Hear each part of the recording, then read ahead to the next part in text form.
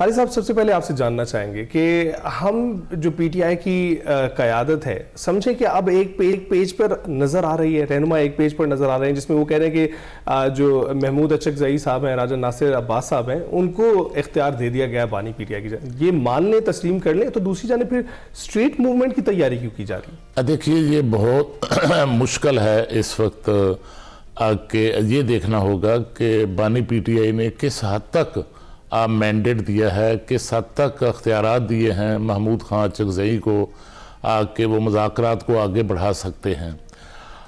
लेकिन एक और भी जो मसला पीटीआई की तरफ से हुआ है कि पीटीआई ने अपोजिशन का अलायंस बनाने में बड़ी ताख़ीर कर दी है।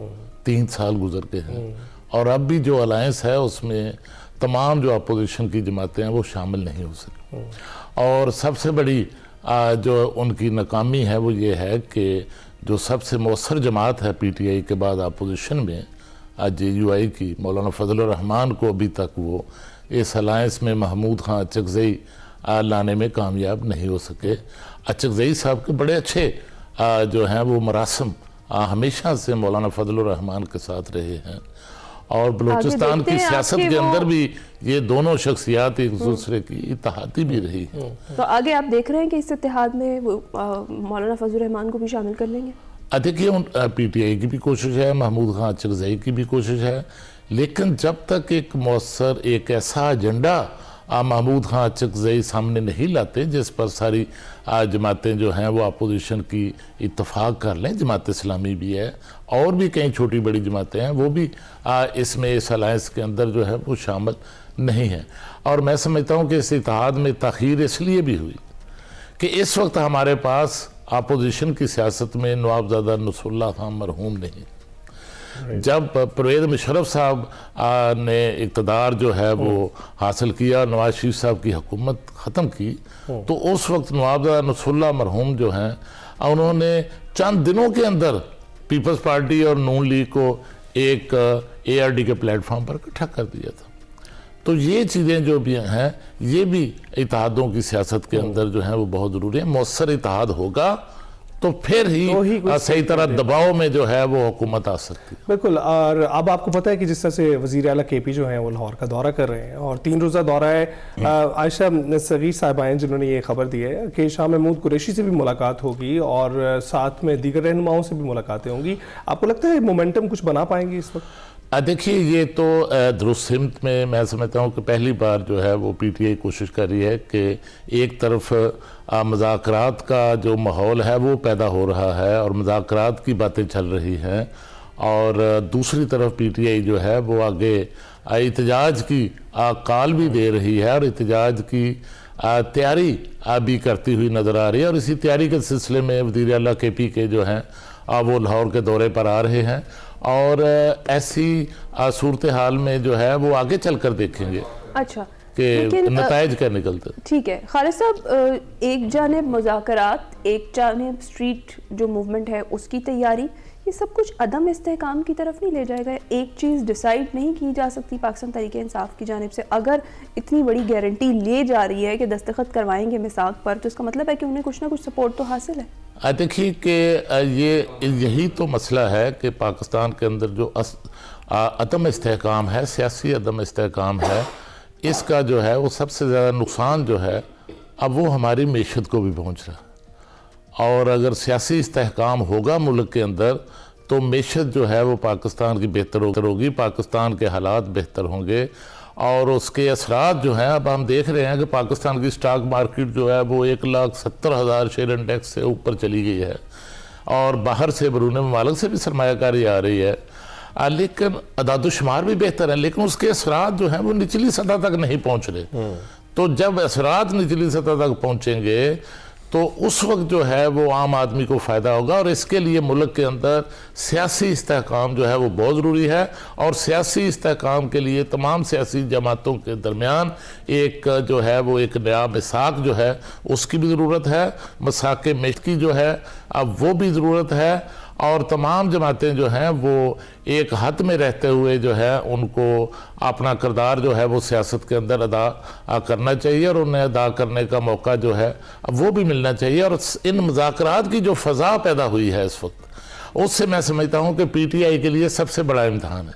अब देखना है कि इस मुज़ाकरात की फ़ज़ा से वो क्या कुछ हासिल करने में कामयाब हो सकते हैं। लास्ट चांस भी कह सकते हैं कि अवेल कर ले पाकिस्तान तरीके इंसाफ। देखिए सियासत के अंदर कोई लास्ट चांस नहीं होता, मौके पैदा होते हैं। 26 नवंबर को भी मौका पैदा हुआ था, फिर जब 26वीं आईनी तरमीम आ रही थी उस वक्त भी पीटीआई के लिए मौका पैदा हुआ था। लेकिन पीटीआई के अंदर बदकिस्मती से एक सियासी माइंड सेट जो सियासी जमातों के अंदर होता है उसकी शायद कमी है कि वो सूरत हाल को पूरी तरह जो है उसको अवेल नहीं कर सकते। और अगर पीटीआई के अंदर सियासी माइंडसेट जो है वो ताकतवर होता तो फिर जो ये पीटीआई की अपोजिशन लीडर की कौमी असम्बली में और सेनेट के अंदर क़यादत है, फिर किसी दूसरी छोटी जमात को जो है वो अचकज़ई साहब को, राजा नासिर अब्बास को ना देनी पड़ती। ये क़यादत फिर पीटीआई के अपने पास ही रहती। बिल्कुल। और इस वक्त जो धड़ेबाजी हम देख रहे हैं और पीटीआई जमात में आपको नज़र आता है कि एक तरफ सेन वॉइसेस हैं जो मुज़ाकरात की बात का तो बहुत देर से कहते चले आ रहे थे, और दूसरी जानिब में वज़ीर आला केपी जो है वो नज़र आते हैं, उनके साथ उनके हिमायती मौजूद हैं। आपको लगता है ये इस डिवीज़न की वजह से भी मुज़ाकरात पर असर पड़ सकता है इस वक्त भी? देखिए ये इस तरह की जो डिवीज़न है हर पार्टी के अंदर जो है वो इस तरह का माइंड सेट होता है। अगर आप नून लीग देखें तो नून लीग के अंदर भी यहाँ पर लाहौर के अंदर चंद रोज़ पहले ख्वाजा साद रफ़ीक के वालिद मोहतरम की बरसी थी, तो वहाँ पर मुज़ाकरात के हक़ में आवाज़ें जो हैं उठी थी। नून लीग के अंदर एक जो ग्रुप है वो चाहता है मुज़ाकरात हों, मसाइल बेहतर हों और सियासी अदम इस्तेहकाम ख़त्म हो। और एक इसी तरह जो है वो हार्ड लाइनर्स का भी ग्रुप है जो सख्त गुफ्तगू करते हैं। इसी तरह पीपल्स पार्टी के अंदर भी आपको इस तरह दो किस्म की सोच रखने वाले लोग नज़र आएंगे। पीटीआई के अंदर भी दो किस्म की सोच रखने वाले लोग नज़र आएंगे। मैं नहीं समझता कि इससे कोई बड़ा फ़र्क पड़ सकता है। असल में फ़र्क पड़ना है अडयाला जेल से कि अडयाला जेल से क्या पैगाम आता है और अडयाला जेल में बानी पीटीआई जो है वो क्या सोच रहे हैं। लेकिन अब एक हुआ है कि एक और सोच भी आना शुरू हुई। अगर अडयाला से मज़ाहमत का पैगाम आ रहा है तो कोट लखपत जेल से मुफाहमत का पैगाम भी आ रहा है। और वहाँ पर जो पीटीआई की लीडरशिप है वो भी ये जो पीटीआई के साबिक रहनुमा है फवाद चौधरी, इमरान इस्माइल, इन्होंने थोड़ा उसको नुमायां किया है, एक रोल अदा किया है कि उनको कोई मिलने भी नहीं जाता था, उनको वो पीटीआई का एमएनए एमपीए नहीं मिलता था। और अब वो कोट लखपत वाली जो लीडरशिप है वो थोड़ी नुमाया हुई है। लगता है कि उनकी भी कुछ आवाज़ जो है वो सुनी गई। भाई साहब ये जो दस्तखत वाली बात है, तहरीक तहफ़्फ़ुज़ आईन पाकिस्तान ये कह रही है कि बानी पीटीआई से नए मिसाक की जिम्मेदारी उनकी है, वो गारंटी ले रहे हैं। इससे कबल महमूद अचकज़ई ने भी ये बात की थी इसी तरीके से। आपको लगता है कि इतनी बड़ी जिम्मेदारी लेने का जब ऐलान किया गया है तो कुछ ना कुछ बानी पीटीआई की तरफ से भी लचक का मुजाहरा कहीं ना कहीं किया जा रहा है? देखिए सियासत के अंदर जो है वो अगर लचक नहीं होगी तो मामलात आगे नहीं बढ़ेंगे।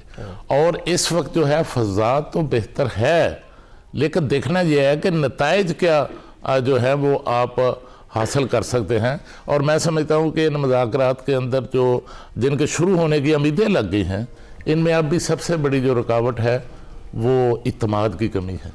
और दोनों तरफ से जो है वो इन मुज़ाकरात को नतीजा खेज बनाने के लिए इत्मीनान साजी की बहुत ज़रूरत है। मोहतरमा बेनज़ीर भुट्टो शहीद के जब परवेज़ मुशर्रफ के साथ मुज़ाकरात शुरू हुए तो कई साल ये अमल जो था इत्मीनान साजी का वो इस तरह चलता रहा। और उसके बाद फिर जाकर एक मुआहदा हुआ और फिर भी उस वक्त भी इत्मीनान की कमी रही कि मुआहदे के बाद भी दोनों तरफ से जो है वो पूरी तरह अमल दरामद जो है वो ना हो सका, जिस वजह से ये मामला जो है ये भी सिरे ना चढ़ सका। खालिद साहब 100% एतमाद तो फिर भी नहीं होगा, लीप ऑफ फेथ तो लेना ही पड़ता है दोनों साइड से, आपको कम से कम थोड़ा सा मार्जिन रख के चलना पड़ता है। इस वक्त स्टेटस क्या है हुकूमत का और पीटीआई का? देखिए कि यही आपने जो बात की है, ये बानी पीटीआई के जो साबिक रहनुमाओं ने एक नेशनल डायलॉग कमेटी बनाई है और वज़ीर-ए-आज़म पाकिस्तान को ख़त लिखा है। उसमें भी यही तजवीज़ किया गया है कि आप जो कोट लखपत की जेल के अंदर पीटीआई की लीडरशिप है उसको पेरोल पर रिहा करें और वो फिर जाकर अडयाला जेल में बानी पीटीआई से बात करे। तो ये इस तरह जो है उनकी बातचीत जो है वो सुनेंगे भी उनकी साख भी है और उसके नतायज जो हैं वो भी निकल सकते हैं और मामलात जो हैं वो आ सकते हैं। लेकिन एक बात जो है वो याद रखनी चाहिए, इन किसी भी किस्म के मुज़ाकरात का मतलब ये नहीं कि बानी PTI फौरी रिहा हो जाए, या बानी PTI अपोजिशन लीडर का अगर पार्लियामेंट में कोई किरदार अदा कर सकेंगे तो फौरी तौर पर जो है वो बहुत बड़े जो नतायज हैं वो तो नहीं आप कह सकते, लेकिन किसी न किसी शक्ल में रिलीफ जो है वो मिल सकता है।